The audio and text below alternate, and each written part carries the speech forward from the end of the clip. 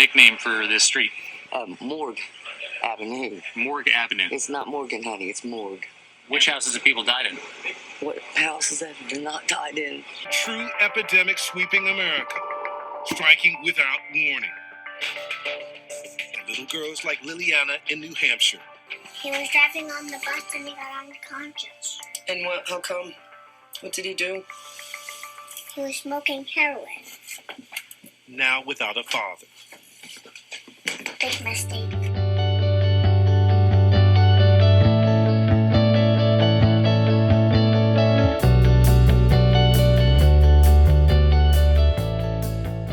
Our response to the terrible crisis of opioid and drug addiction. Never before has it been like it is now. It is terrible. We have to do something about it.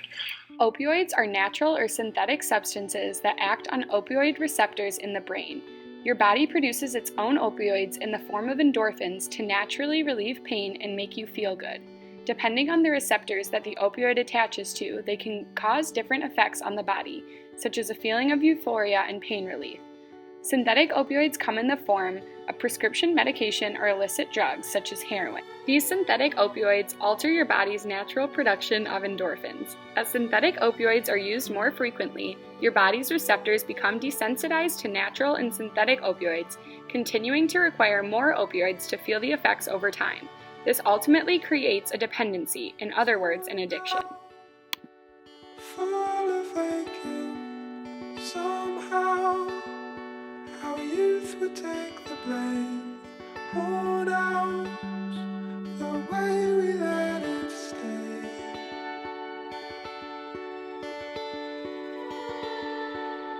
Taught how to celebrate it all out. I'd replicate your pain, climb down, if only for a taste.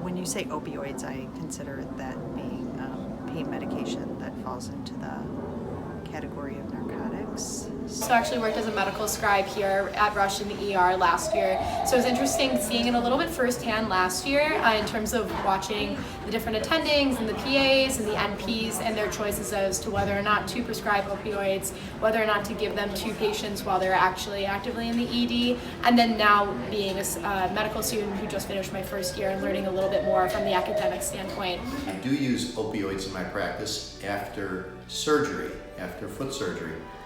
Patients will go home with prescription for a strong pain medication, the opioid, like Norco, Vicodin.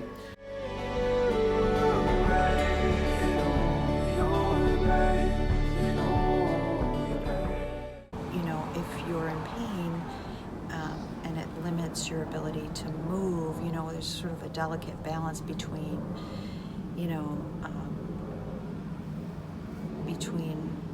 just medicating because it's the easiest thing versus medicating because it's the necessary thing. Because there's all kinds of complications, you know, you have to weigh the risk and the benefits of whether if pain is so limiting that the patients can't get up and move, you know, and they develop all the secondary conditions of, you know, pneumonia and deconditioning and pressure areas, that you know, if that's what's needed, then it has to be what's considered. It is really tough to assess patients' pain levels, which is so subjective, and you have to take what they say seriously, but also take into consideration, you know, what is 10 out of 10 pain, is it chronic pain, and like what degree do we always give out opioids for that same 10 out of 10 pain for chronic abdominal pain maybe versus something more acute. If a patient came in and said to me, you know, I've taken anti-inflammatories before, and they just don't work for me. The only thing that works for me is Vicodin or Norco. I have refused to prescribe it for them.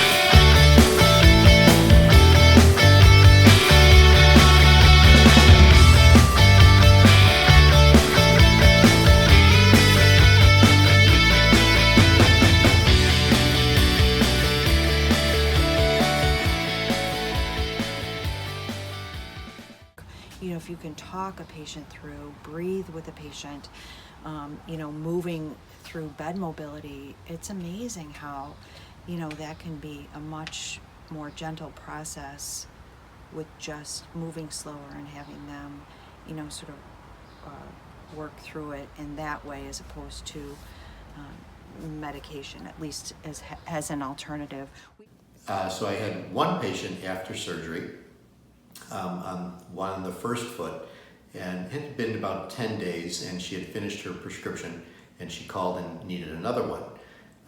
So I said, well, I normally don't do that, and I could hear the panic in her voice. No, I don't think she had an addictive propensity toward it, but I do think she was afraid of having the pain after surgery, so she wanted to just make sure she was covered.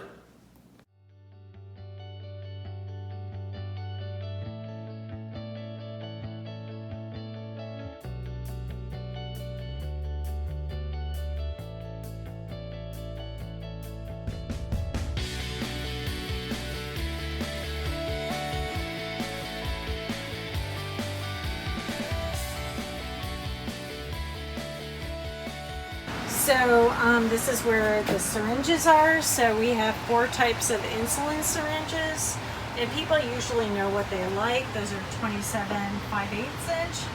Those are considered 27 longs. Then we have 27 half inch, 28 half inch, and 29 half inch.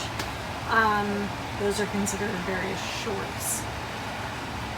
Over here we have alcohol pads for cleansing ahead of injection.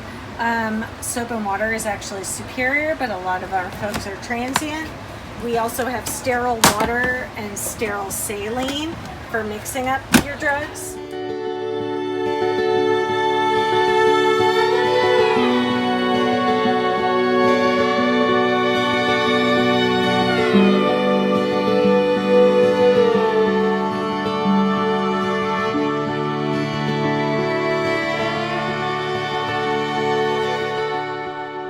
Torn down, full of aching. Somehow our youth would take the blame.